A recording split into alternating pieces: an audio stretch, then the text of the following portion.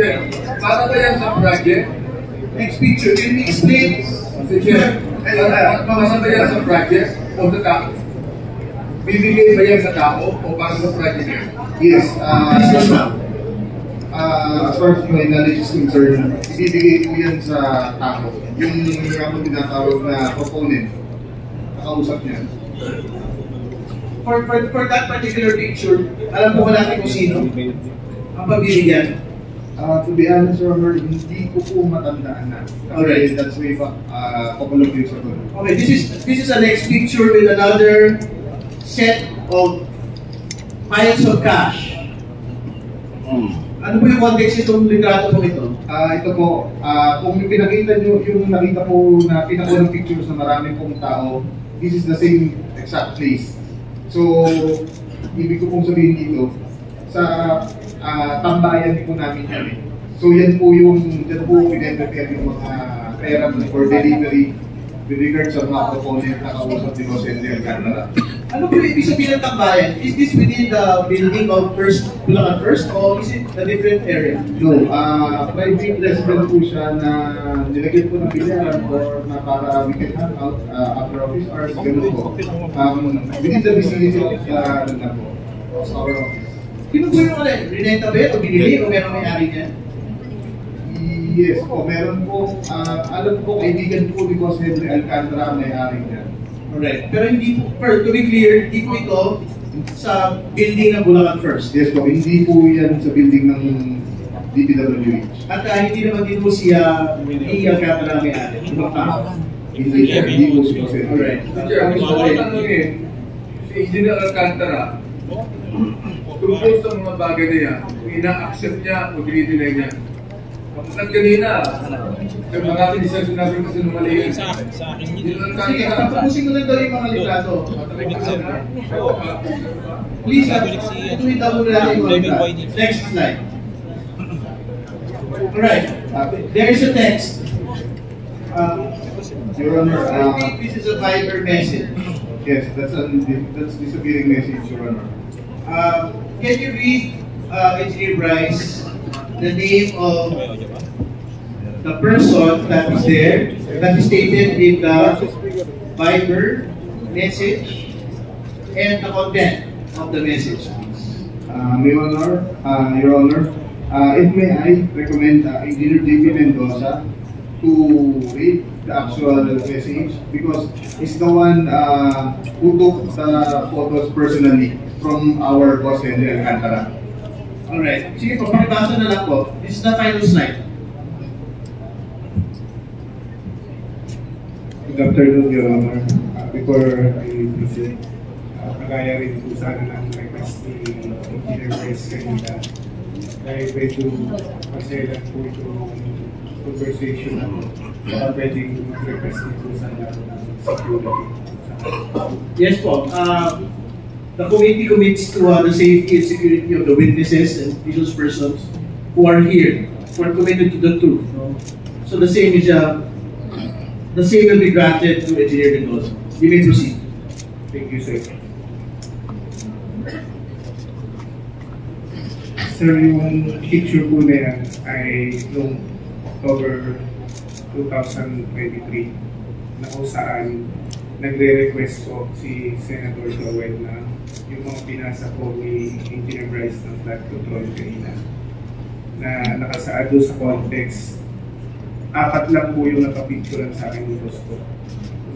Parang sa summary po na yan na sinasabi ni Senator Joel na bababa lang yung kanyang photo, subalit siya ang majority vlog. Isa siya ang majority vlog leader siya nung that time and member siya ng commission on the point.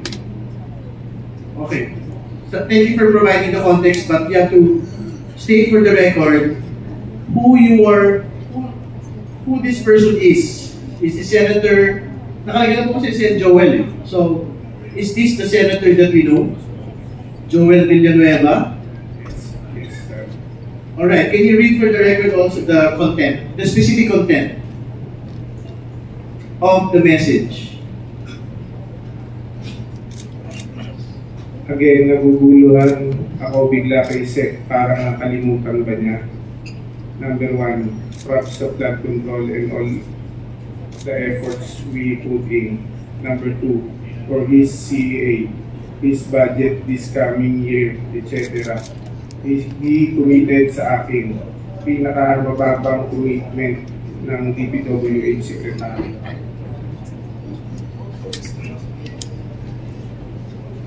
Alright. Do we have another slide for us? Oh, ito mas malinaw po. Mr. Chair, clarification lang. Kanino sinend yung message and sino yung sec?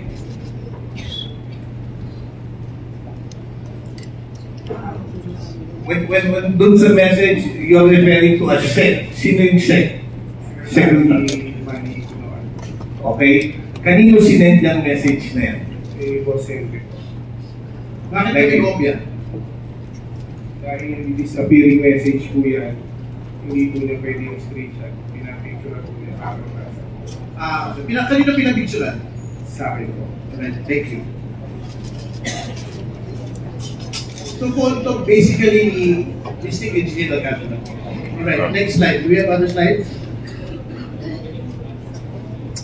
Can we go back again? Go back to the pangalawa ko yan, di ba? Can we read for the record? Can we, second slide. Next slide. Yeah, can we read for the record what is in the second message? Para lang po malinaw. Again, this is a conversation supposedly between Senator Joel Villanueva and District Engineer Henry Alcantara, which was it's supposed to be a disappearing message. No? Tapos pinicturean po. Pinapicturean kay Engineer JP Mendoza. Sige po, can you read it for the record, please? For his CA, his budget is coming year, etc. Committed sa akin, pinakamababang commitment ng DPWH Secretary. Ngayon parang lumalabas same na ang 1 and 2. Pag-usapan namin bukas boss. So, can relate to set po. Okay, alright, thank you. Next slide. This is another slide because the same context.